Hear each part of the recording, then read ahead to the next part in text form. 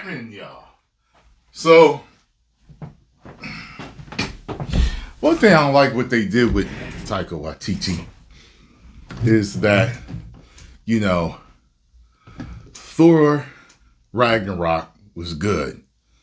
The comedy with the action actually worked. I was very concerned when I went in. Then, of course, Love and Thunder did not work. And it's like after that, it's like they don't want to work with him no more. They're canning him, making him look bad. But I don't like that. My whole thing is, it worked with Ragnarok. It was probably, they probably let him have full reign. Love and Thunder. Just reel him back in and get another hit. I don't know why they don't do that, but whatever. Let's see what's happening with this. The past few years have seen a lot of big names crash out of the industry in spectacular fashion. Oh, yeah. From gassed-up actresses who thought they were untouchable, to big-name stars so in love with their own brand that they forgot how to be actual human beings, to actual borderline psychopaths who tried to weaponize the justice system against their own husbands. But this next case is kind of an interesting one. A man of genuine talents who rose to the very peak of Hollywood success, propelled by a stellar reputation and a media machine determined to hype him up as the next big thing, only to realise that having too much power, too much freedom, and too many resources can be just as dangerous as having... See, that's what I said. They probably let him have free reign with Love and Thunder. They did that with Tim Burton. Tim Burton made a classic. He made a hit with Batman in 1989. They let him go and do whatever the hell he wanted with Batman Returns. Then they didn't want him to do Batman Forever. Look at him tell that story. He says to them, you don't want me to do this next movie, do you? Like, go watch that. Having too little. A man ultimately undone by his lack of self-control, discipline, and... sheer fucking hubris. I'm talking, of course, about Taika Waititi, the man who vowed to ruin your mythos in a minute, baby, and whose ego got so big that it caused a full-scale career implosion. So let us learn about this strange little man together, shall we? Taika was born in New Zealand in 1975, the son of a Maori father and a mother of Russian, Jewish and Irish just descent. like his dad, Damn, that's one hell of a combination right there. Anyway, the marriage was a turbulent one, and his parents eventually divorced when he was 5 years old, an event that would go on to shape a lot of his subsequent film projects. Call me crazy, but having divorced parents seems to be a bit of a common theme in these crash and burn stories. Oh well, I'm sure there's no connection between massive personal upheaval and the removal of important role models during your formative years and psychological problems later in life. Right.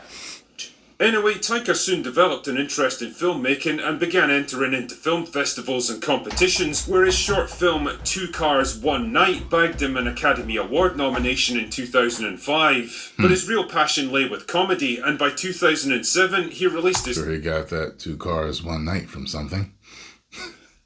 first feature film, Eagle vs. Shark. It's definitely not his best work, but a lot of his hallmarks are there. Jabs at the absurdity and pettiness of daily life, the deadpan humour, and a protagonist struggling with identity and emotional trauma. And if you've ever wondered how it's possible to lose a fight to a guy in a wheelchair, well, this film's got you covered in a scene that genuinely had me laughing out loud. Anyway, his next movie, Boy, in 2010 turned out to be a much bigger success. It's a comedy drama about a kid who worships his absent father, who just so happens to be Maori, only to reconnect with him and find out the guy's actually a bit of a loser. This all seems very familiar. Anyway, the movie did well critically and commercially and finally put Taika on the map. It was followed up by 2014's What We Do in the Shadows, kind of like This Is Spinal Tap, but with vampires instead of musicians, and 2016's Hunt for the Wilder People. Both were excellent movies, especially Wilder People, that showcased Taika's talent for blending poignant character-driven... Can you see that I was introduced to Taika Waititi through Marvel? Alright.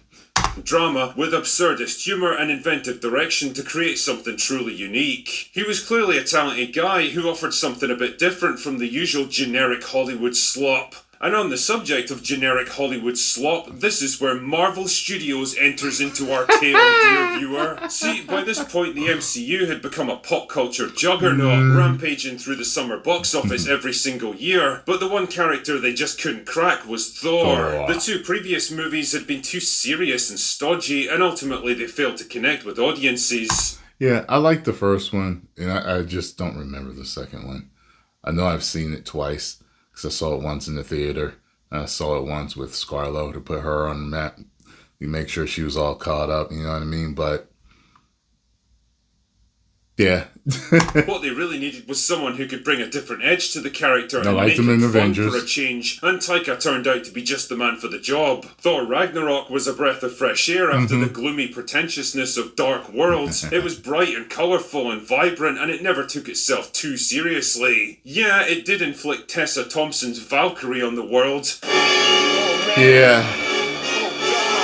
She's like the only part of the movie I don't like, man.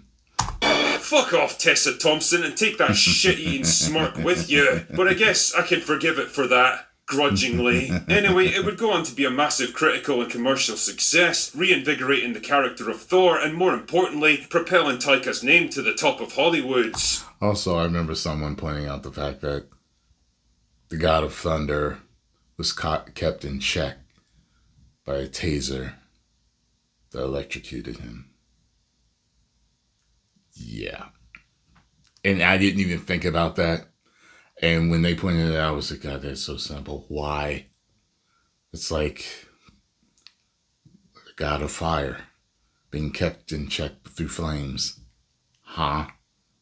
He'd go on to cement his success by writing, directing and producing Didn't see Jojo this Rabbit either. in 2019, a comedy drama about a young boy living in Germany during World War II with his imaginary friend Adolf. And arguably, it's Taika's best work ever. And Really? even bagged I've him heard an it was Academy good. Award for Best Screenplay. By That now, is one of his movies. I was like, I gotta sit down and watch that. Like every time whenever anybody does anything on Taika Waititi, they talk about this.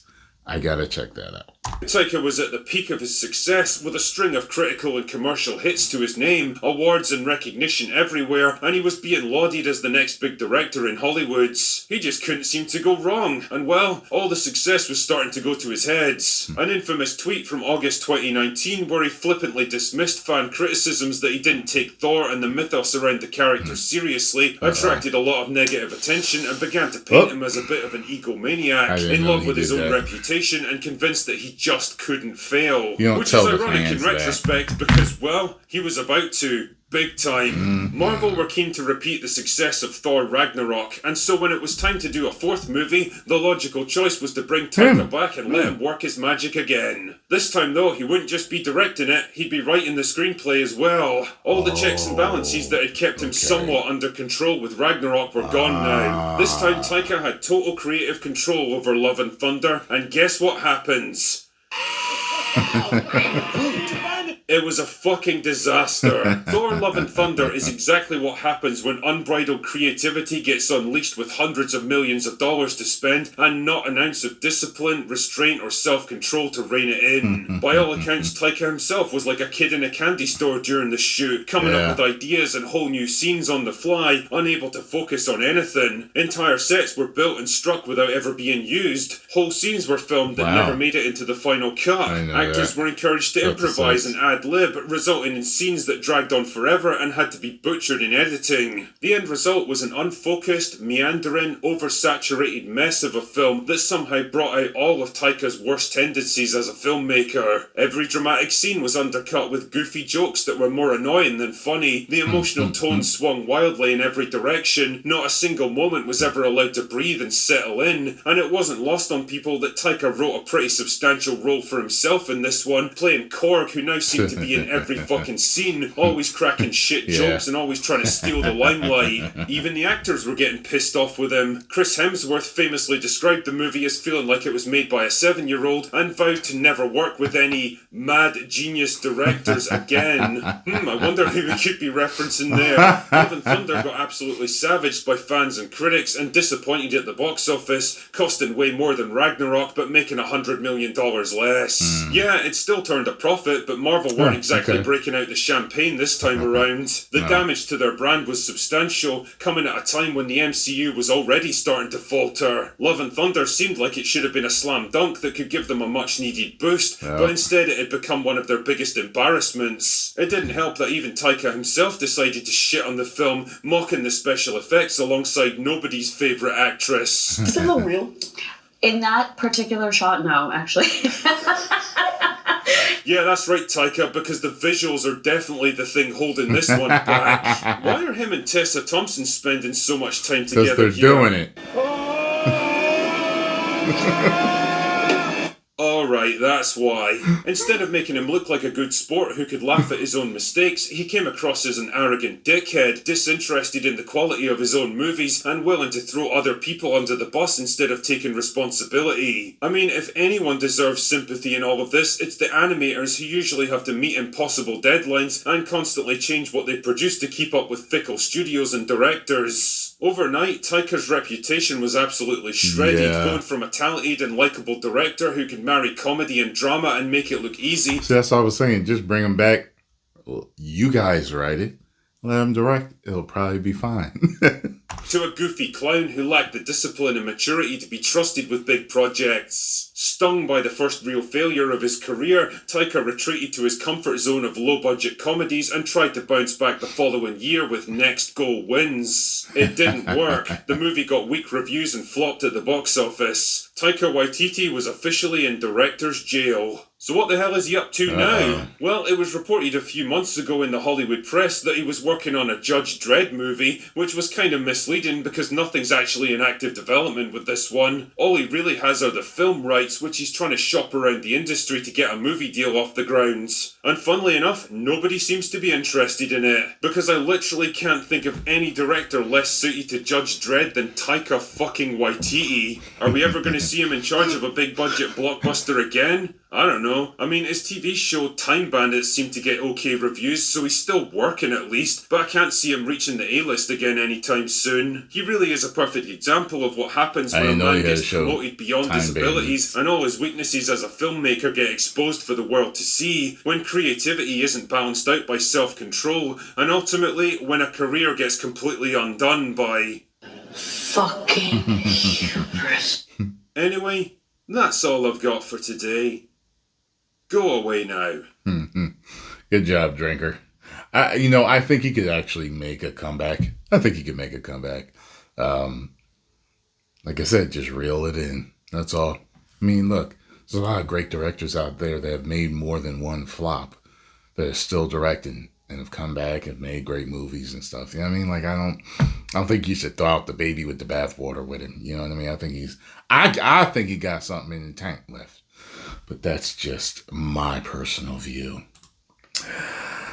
Get over and follow the Critical Drinker. Tell him Tyrone Magnus sent you. If you enjoyed my reaction and thoughts, though, make sure you hit the like button, subscribe, and share. 10 million subscribers.